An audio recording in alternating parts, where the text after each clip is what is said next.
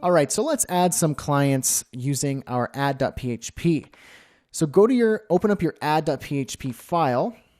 Again, this will just be kind of a skeleton with HTML, PHP, and all that. And now what we want to do is make this work with our MySQL database. So we'll start off with session_start. And let me just show you what the add page looks like. Here's the add page. Session start. And we want to do that same thing to check to see if the user is not logged in, because this is an internal page and we want to redirect them out of here if they try and manually go to the page. So if there's no logged in user, bring them back to the home page. That's what that is.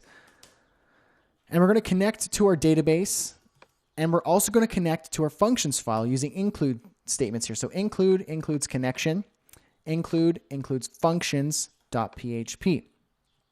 So those are our includes right there. And then what we want to do is check to see if the add button was pressed. So let's go down here and see what that add button looks like.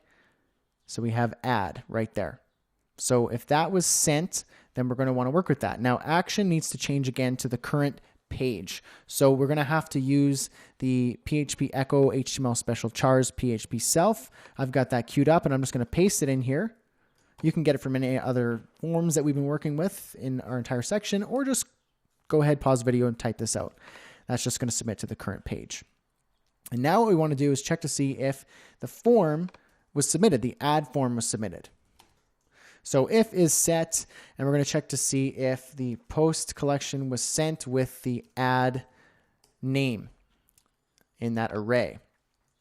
And if that is the case, we're going to set all the variables we're going to use to empty by default. And we did this before because we don't want them to be able to enter any characters that might be hidden within the input. So we want to make them empty by default so we can do some proper testing. So we're going to say client name equals client email equals client phone equals client address equals client company equals client notes equals empty. That's going to set them all to empty. And now what we're going to do is check to see if the inputs are empty, create variables with the form data, and then wrap the data with the function that we included in our includes function right up here. So we're going to check to see using a few if statements here. So we're going to see if not post client name, and that just to show you where we're getting that in the post collection, we have the name, client name right here, client email, client phone, so on and so forth. Those are the input names that we're sending in the post collection here. So if not post client name, we're going to do the name error, and then we're going to say, please enter a name, not O keys. Whoops. Please enter a name and then a break tag. You probably recognize this. We've done this a number of times in the past. So what I'm going to do is I'm going to paste the rest of it because we've already learned this part, and you could just copy what I'm doing. And that should be good enough so we can work with the rest of what we're trying to build here. So we got the if client name, else client name, validate form data. That's the function that we're passing using the functions.php file.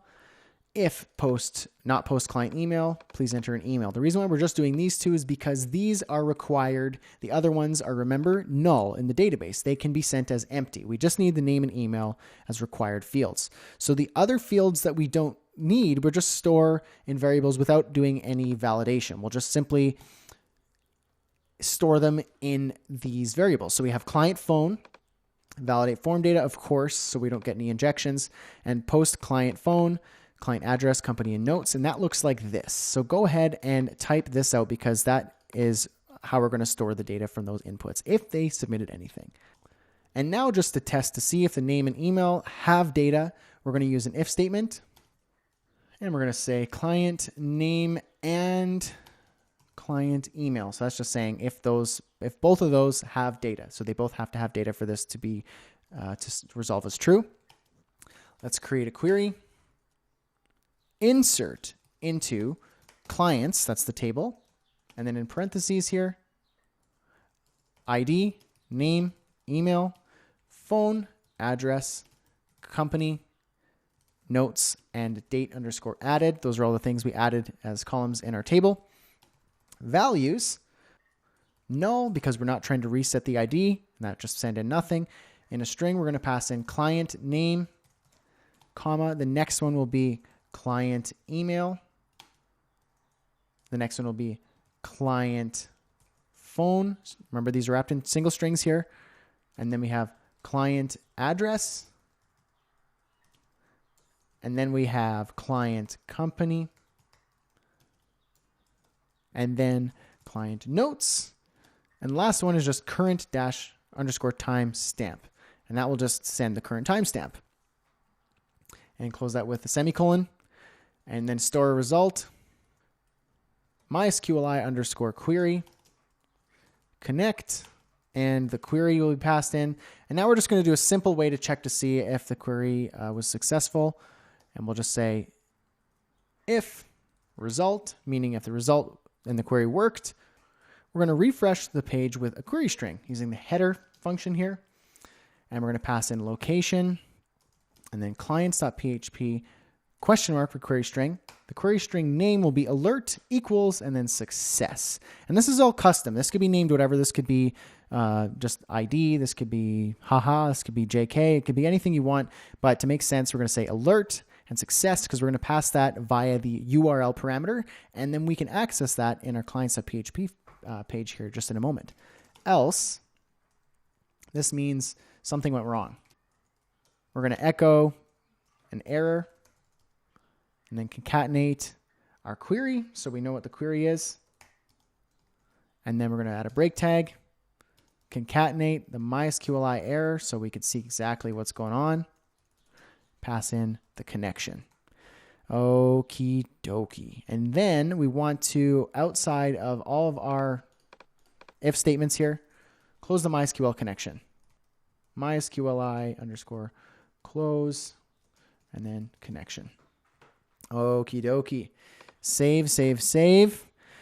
Let's go to our add.php. Let's try and add a client. So let's say, add client. Let's see what happens.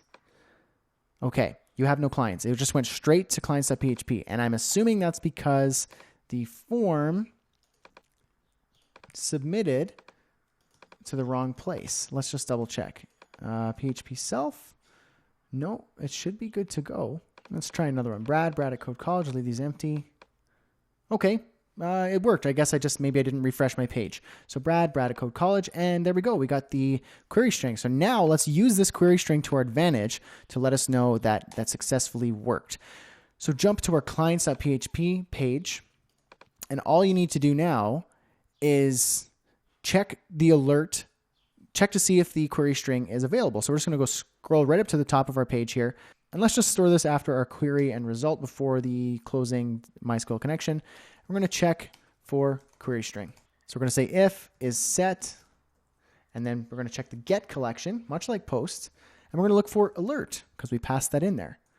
And this is where we're going to have a few alerts. So right now we're just working with the new client added, but we're going to add more as we go through our application. So we're going to say new client added. So we got an if statement, and now we're going to check to see what the value is of the alert that was passed. So we're going to check get alert is equal to, so this is the value that was passed, success. So that's equals success. So if that was the case, we're going to have an alert message, and then we're just going to add that message that we always add with the alert and alert success div and just with some text. So I'll paste it here and show you. Div with the class of alert success, new client added. Then we have the data is dismissed with the times HTML entity, and that will give us that alert. So now, once you got that added, let's go check it out. I'm going to refresh with the alert success. Okay, and nothing. And that's simply because we only have some variables. We need to actually show this alert message. So all you need to do is go down below client address book, PHP echo alert message. Now that alert message will display. New client added. Nice.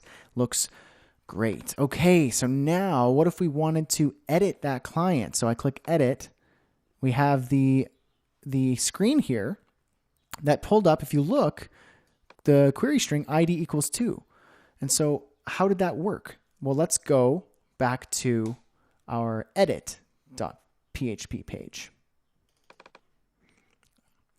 So nothing is fancy in here, and this is all just dummy content. So it might have looked like it actually is editing a client, but this is all dummy content. But it's going to auto-populate based on the ID that you pass in the URL, and we're going to work on that coming up next.